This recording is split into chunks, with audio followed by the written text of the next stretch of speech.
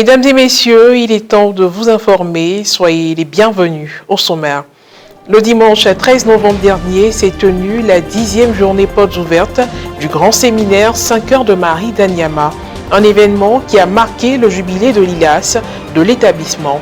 À cette occasion, la messe a été célébrée par le recteur, Père Mel Hippolyte Badja, assisté des Pères Thomas Djedj et Pierre Ya, respectivement vice-recteur et directeur spirituel du séminaire. Et puis diocèse de Katiola, la paroisse Saint-Joseph de Niakara et sa station secondaire ont ouvert leur année pastorale 2022-2023 le dimanche 6 novembre dernier. L'événement a été rehaussé par une messe célébrée sur chacun des deux sites, avec comme fait particulier la présentation des mouvements, groupes et associations paroissiaux. 63 ans que le grand séminaire 5 heures de Marie d'Anyama existe. Le dimanche 13 novembre dernier, il a abrité la 10e édition de sa traditionnelle journée portes ouvertes. Au programme, une messe officiée par le Père Mel Hippolyte Badja, recteur du séminaire, et concélébrée par les Pères Thomas Djedj, vice-recteur, et Pierre Ya, directeur spirituel. C'était en présence des séminaristes, de leurs parents, amis et connaissances. Des échanges entre les convives et les pères formateurs ont également été à l'ordre du jour. Reportage Frédéric Monet, Morel Poti.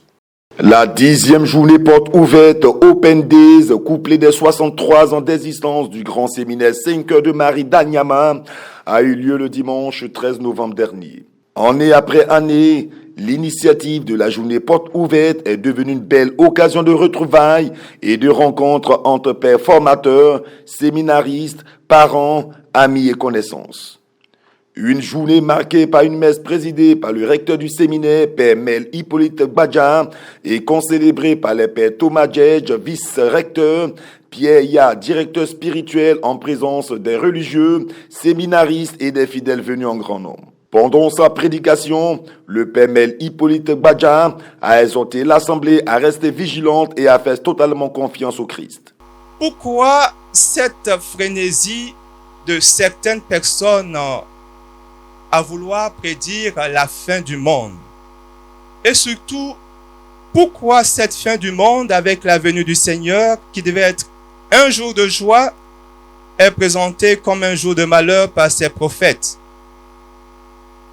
La précipitation et la peur avec lesquelles des groupes de personnes et des prophètes annoncent la fin du monde dénotent de leur manque de sérénité face à cet événement. Ils ne sont pas sereins.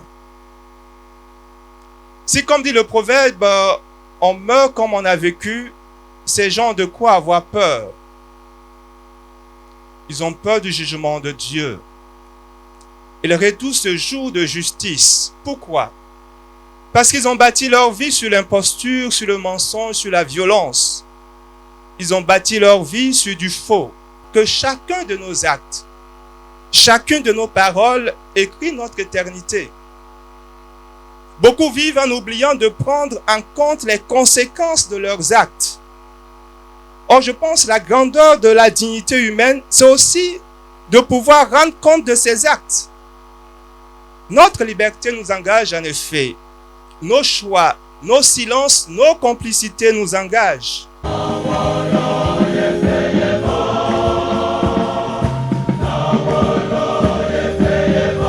Après la quête, des offrandes ont été faites par des représentants des parents, des séminaristes et des jeunes filles esquissant des pas de danse.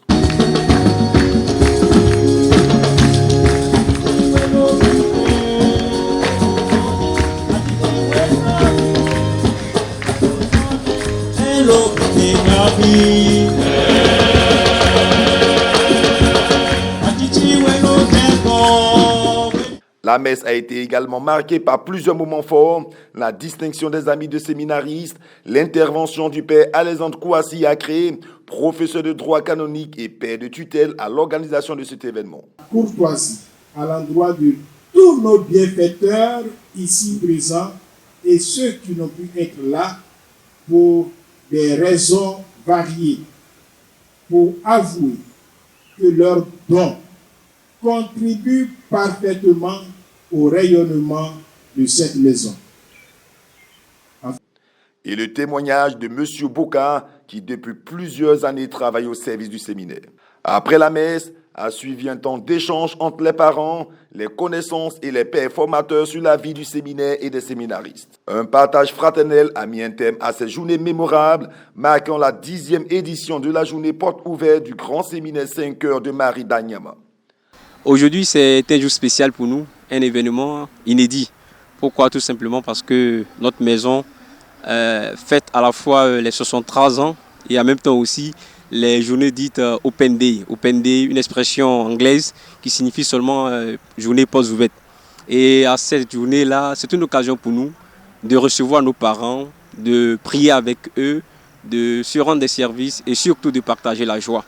Un moment de convivialité, un moment de joie où nous et nos parents, vraiment nous festoyons, nous montrons cette communion, cette synodalité ensemble autour des valeurs à inculquer à un séminariste pour que bien sûr il soit un prêtre, un pasteur à la hauteur des attentes de notre époque. Le dimanche 6 novembre dernier, dans le diocèse de Katiola, les communautés chrétiennes de la paroisse Saint-Joseph de Niakara et de la station secondaire ont effectué leur entrée pastorale 2022-2023.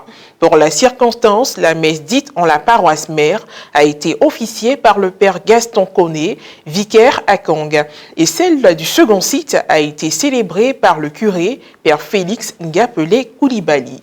Et comme cela se fait habituellement, les mouvements, groupes et associations paroissiaux ont été présentés. Un reportage signé Serge-Alain Thiémon, correspondant local RNC, commenté par Maria Bissier. Rentrée pastorale 2022-2023 dans le diocèse de Katiola, le dimanche 6 novembre dernier. À la paroisse Saint-Joseph de Niakara, l'unique messe a été officiée par le père Gaston Koné, vicaire à Kong, et concélébrée par le père Achille Kouakou, vicaire de la paroisse.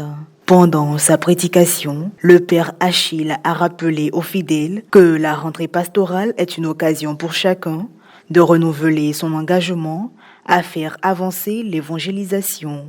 Et cela ne pourra être possible que si les mouvements, groupes et associations paroissiaux qui représentent les poumons de l'Église sont bien animés. Conscient des difficultés qui jalonnent la marche du chrétien, le prédicateur leur a demandé de garder confiance en Dieu, qui prend toujours soin de ses serviteurs. Du côté de la station secondaire, la messe a été célébrée par le père Félix Ngapelé Koulibaly, curé de la paroisse.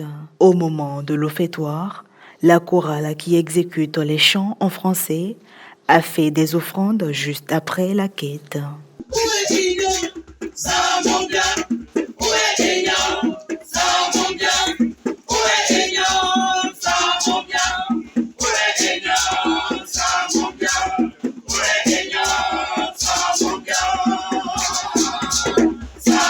Puis la messe s'est poursuivie normalement. Dans les deux lieux, les rites de fin ont été particulièrement marqués par la présentation des mouvements, groupes et associations.